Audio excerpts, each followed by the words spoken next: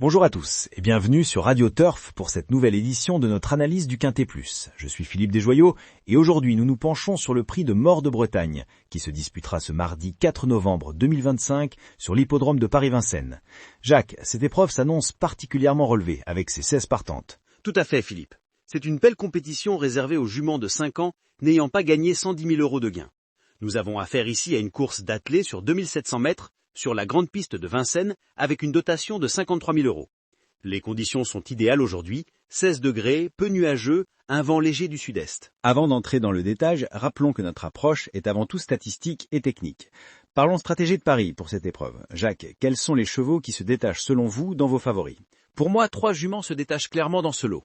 En premier lieu, Classica Bleu, numéro 12, qui vient de s'imposer avec brio sur cette même piste le 28 septembre dernier. Certes, c'était sur une distance plus courte, mais sa performance était impressionnante. Avec Alexandre Abrivard aux commandes, cet élève de Louis-Claude Abrivard possède une musique intéressante avec 3 victoires cette saison. J'ajouterais Craquante, numéro 5, piloté par Johan Le Bourgeois, qui a réalisé une très belle rentrée en se classant deuxième le 10 octobre. Sa régularité était remarquable, avec sa musique 2A, 5A, 7A, 2A, 3A. Elle sera déférée des 4 pieds aujourd'hui, ce qui lui donne un avantage certain sur cette piste exigeante. Et n'oublions pas Kiyoka Boc-Neuf, numéro 13, avec Benoît Rochard. Cette jument fait preuve d'une belle constance avec une musique 2A, 6A, 1A, 2A, 3A. Elle est souvent percutante lorsqu'elle est déférée, ce qui sera le cas aujourd'hui. Ces 3 juments constituent selon moi la base solide pour aborder cette course. Très bon choix. Passons maintenant aux secondes chances. J'ai repéré Caroline Caline, numéro 11, drivée par Alexandre Barrière. Sa 3e place dans le prix Abulfeda le 10 octobre dernier est encourageante, et elle n'a pas besoin d'être pieds nus pour performer. J'y ajouterai Classe Hautfort, numéro 8, confiée aujourd'hui à Damien Bonne. Cette jument de Christian Bijon sera déférée des 4 pieds, un atout indéniable. Sa dernière victoire a été obtenue précisément sur ce parcours lors du précédent meeting d'hiver. Il ne faut pas se fier à ces 2 dernières sorties infructueuses. Pour compléter ce trio de seconde chance, je nommerai Key of Love numéro 10 avec Gabriele Gelormini. En début d'année, elle s'était imposée sur cette piste en dominant notamment Kaliskana, qui a depuis remporté 3 courses. Elle a été préparée spécifiquement pour cette épreuve après une course de préparation le 17 octobre. Venons-en aux outsiders intéressants, ces chevaux qui pourraient créer la surprise. Caline de Vivoin, numéro 16 avec Éric Raffin, a montré beaucoup de qualité mais s'est montrée fautive lors de ses 2 dernières tentatives alors qu'elle luttait pour la victoire. Si elle reste sage, attention à elle. Classe de Bruzo, numéro 7, avec Mathieu Legros, est à surveiller également. Elle est sur la montante, comme elle l'a prouvé le 10 octobre, et pourrait bien figurer à l'arrivée. Et j'ajouterai Kira Bouffès, numéro 6, qui a montré de belles aptitudes cette saison, avec notamment une victoire et plusieurs places. Mathilde Brouwer la connaît parfaitement. Passons aux gros outsiders, ces chevaux qui pourraient créer une énorme surprise à Bellecote. Cagnotte d'Azif, numéro 9, avec Thierry Le Belair, qui a montré quelques éclairs dans un passé récent, mais reste inconstante. Kelly Classe, numéro 3, avec Philippe Belloche, qui peut surprendre sur un malentendu. Sa musique DM0A2A2 montre qu'elle peut bien faire, mais manque de régularité.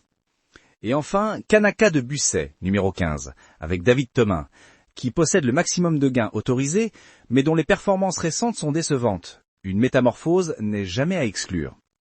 Le cheval à suivre impérativement est, à mon sens, Classica Bleu. Sa forme actuelle, sa victoire récente sur cette piste et son driver de qualité en font une concurrente redoutable. Si elle reste sage, elle devrait logiquement jouer un rôle prépondérant à l'arrivée. Attention cependant à 2 juments dont il faut particulièrement se méfier. D'abord Key of Love, numéro 10, qui peut être capable du meilleur comme du pire. Son entourage l'a spécifiquement préparé pour cette épreuve. Et Caline de Vivoin, numéro 16, qui possède un réel potentiel, mais qui doit impérativement rester sage pour l'exploiter. Ces 3 derniers départs se sont soldés par autant de disqualifications.